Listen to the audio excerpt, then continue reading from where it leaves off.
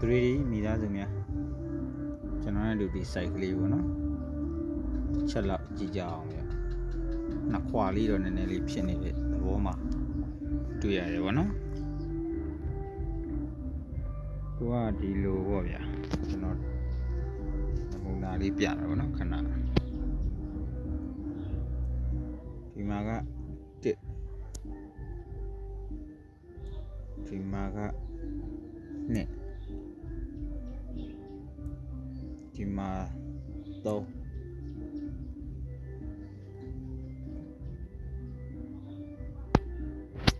ဒီမှာက4ပေါ့နော်ကျွန်တော်1 2 3 4ဆိုတဲ့စီနီယံ4ချက်ထိုးတာပေါ့နော်အဲ့4ချက်ကအကျိန်ခိုက်ထိုးတာဗျာနော်အကျိန်ခိုက်ကိုဘယ်လိုထိုးရလဲဆိုတော့နောက်ထပ်ပြမယ်ပေါ့နော်ဒီနေရာလေးမှာပေါ့1 2 3 4 4နှစ်တစ်ချေဒီပုံလားပေါ့ရှေ့ပေါင်း9ဒီရှေ့ပေါင်း9လို့ပြန်ထည့်နောက်တစ်ခါ4နှစ်သွားမယ်ကျွန်တော်ရှေ့ပေါင်းခွန်ပေါ့ဗျာနော်ဒီရှေ့ပေါင်းခွန်လေးပဲဒီမှာကျွန်တော်ရှေ့ပေါင်းခွန်လို့ပြန်ရိုက်တာပေါ့နော်နောက်က4နှစ်ဆက်သွားတယ်ပဲဒီတိုင်းပဲနော်ရှေ့ပေါင်း9ကိုဒီမှာရှေ့ပေါင်း9လို့ရိုက်တယ်ပေါ့နော်ဒီနောက်ဆုံးမှာဆိုရှေ့ပေါင်း1ဆိုပြီးတော့မစီနေရနေပေါ့ဗျာဒါ9ခွန်9 1ဆိုတဲ့မစီနေရနေပေါ့နော်4နှစ်တစ်ချိန်ဆိုတော့ပြေးနေရတယ်အဲ့ဒါကသူကအချိန်ကြိုက်ပါပဲနော်ဒီကျွန်တော်1နှစ်3နှစ်နဲ့ဆိုရင်ဒီလိုပေါ့ဗျာဒီက1ကဲဒီက2ကဲဟောဒီက3ရေဟောဒီမှာ4ရေပေါ့နော်ဒါလေးတွေကအချိန်ကြိုက်နေသွားတာကိုတွေ့ရတယ်ပေါ့နော်နောက်တစ်ချက်ကကျွန်တော်တို့ရောက်ကက်ကိုဖမ်းယူပြီးတော့ကြည့်ရမယ်ဆိုရင်ဒီလိုရဒီ line ကိုကြည့်မှာပေါ့နော်ပင်စာ line တပင်ကျော်နှုံးနဲ့ဒီ line တွေကိုကျွန်တော်တို့အဓိကထားပြီးကြည့်ရမယ်အနေထားပေါ့နော်ချစ်တာမထင်ဘူးဖုံးနေတော့အဆင်မပြေဘူးတက်ပလက်နဲ့ဆိုရင်တော့ကောင်းတယ်အဲ့ဒီပုံစံလေးပေါ့နော်အဲ့ဒီပုံစံလေးကိုကျွန်တော်တို့3မိနစ်ဖြတ်ပြီးတော့ပြမှာပေါ့နော်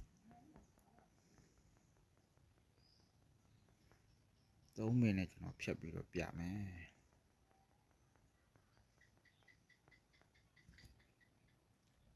ဒီက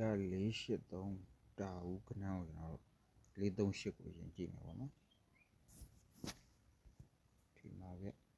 438ပေါ့နော်438လို့ထွက်ပြီးတော့ကျွန်တော်ဒီမှာခွန်နောက်ကခွန်နောက်လို့ဖြစ်ပြီးတော့ကျွန်တော်ဒီ break ပေါ့နော်ဒီ break နှစ်ခုပေါင်းလိုက်သည်ဟောဒီကရှစ်ခါဆိုတဲ့ကဏ္ဍလေးပေါ့နော်ဒီရှစ်ခါပေါ့ဗျာရှစ်ခါဆိုတဲ့ကဏ္ဍလေးဖြစ်သွားတာပေါ့နော် break နှစ်ခုရဲ့ပေါင်းလက်ကိုပေါင်းပြတာပေါ့နော်နောက်ဒုတိယ391ကိုကြာတော့ကျွန်တော်ဒီပါဗျနောက်နှလုံးနောက်ကခွန်နောက်ကိုဒီခွန်နောက်တက်ဖြစ်ပြီးတော့ကျွန်တော်ဒီ break ပေါ့အဲဒီ break ရဲ့ပေါင်းလာဒီကခါ3ပေါ့နော်3လို့ကြာပြီးကမှကျွန်တော်ဒီ931ဆိုတဲ့ကဏ္ဍကိုဒီမှာပြန်ထွက်တာပေါ့နော်ဒီမှာလည်းပဲဒီတိုင်းပဲနော်ဒီကဏ္ဍလည်းဒီတိုင်းပဲပေါ့နော်ဒါဆိုကျွန်တော်ဒီဘက်မှာပြန်ကြည့်ရမယ်ဆိုရင်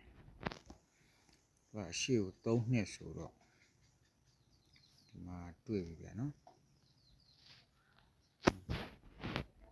ခွန်နောက်လို့တက်ဖြစ်တယ်တက်ဖြစ်ပြီးကမှတော့ဟာရီက break နှစ်ခုပေါင်းလက်ပေါ့နော်ပေါင်းလက်ပြီးခွန်လို့ဖြစ်ပြီးတော့ခါဖြစ်တာပေါ့နော်ခါလို့ဖြစ်ပြီးကမှကျွန်တော်တို့ဒီက8ခွန်3ဆိုတဲ့ကဏ္ဍပေါ့နော်ဒီ8ခွန်3ဆိုတဲ့ကဏ္ဍကိုကျွန်တော်ကဒီမှာထွက်မှာပေါ့နော်အဲ့လိုမျိုးပြီးမယ်ဆိုရင်လည်းပေးလို့ရတယ်ပေါ့ဗျာနော်ဒါမှမဟုတ်လို့ကျွန်တော်တို့နောက်ပုံစံတစ်မျိုးနဲ့ကြည့်မယ်ဆိုရင်ရတယ်ပေါ့နော်သူကဒီကခွန်နောက်လို့ကြာတယ်ခွန်နောက်လို့ကြာပြီးကမှ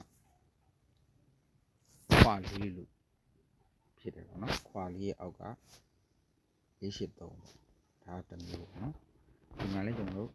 ခွန်နောက်ဖြစ်တယ်ခွာလေးဖြစ်တယ်ကြောက်က93ဖြစ်ပေါ့နော်နောက်ဒီမှာပြန်ကြည့်ရမယ်ဆိုရင်ပေါ့ဟုတ်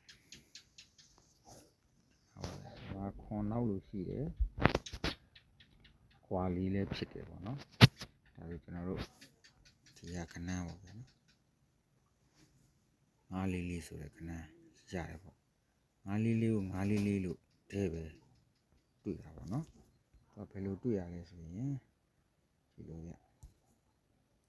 ဒီကထိပ်စီးရယ်ဒီကနောက်ပိတ်ရယ်နှစ်ခု9ပေါ့နော်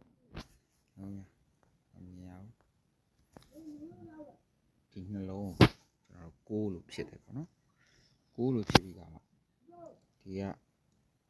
ခွာနှစ်လို့ပြန်ပေးတာပေါ့နော်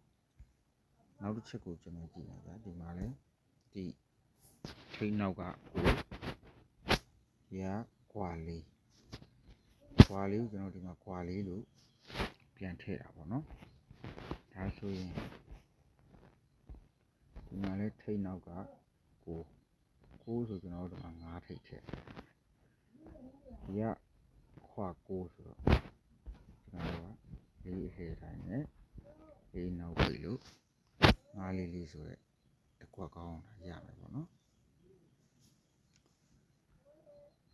ဒီကဒါမှမဟုတ်လို့ကျွန်တော်ရှေ့ရပြခဲ့တဲ့ဒီ803ဆိုရင်လည်းကိုသဘောတိုင်းပါပဲပေါ့နော်ကိုနှစ်သက်တဲ့ဘက်ကိုအသုံးချကြပါနော်ကျွန်တော်ကတော့ဒီ site လေးဒီလိုရှိတယ်ဆိုတာကိုချပြရုံပေါ့နော်မျှဝေပေးတဲ့သဘောပါဗျကျွန်တော်ရဲ့ 3D မိသားစုတွေလည်းကျွန်တော်ဒီဗီဒီယိုလေးကိုကြည့်ပြီးတော့ကျွန်တော်လည်းပြန်လည်ပြီးမျှဝေပေးလို့ရပါတယ်ပေါ့နော်